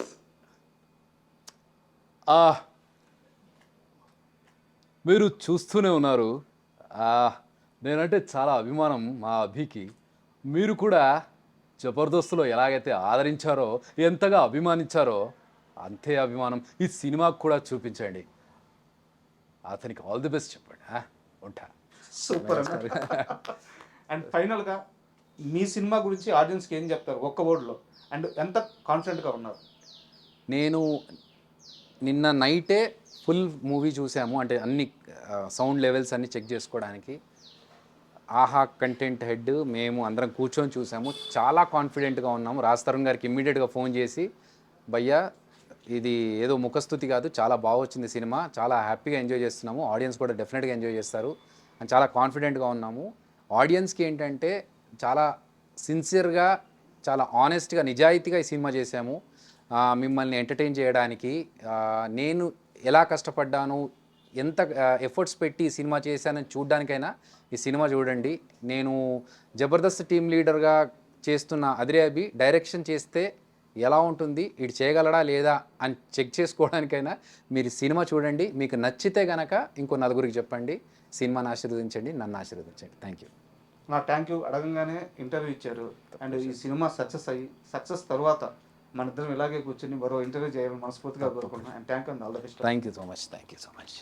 And for more videos, Please subscribe to iDream. Please subscribe to iDream. Please subscribe iDream. And please subscribe to iDream. For more videos, subscribe to iDream. please like, share and subscribe to the channel. Congratulations, iDream. Subscribe to iDream. Subscribe to iDream.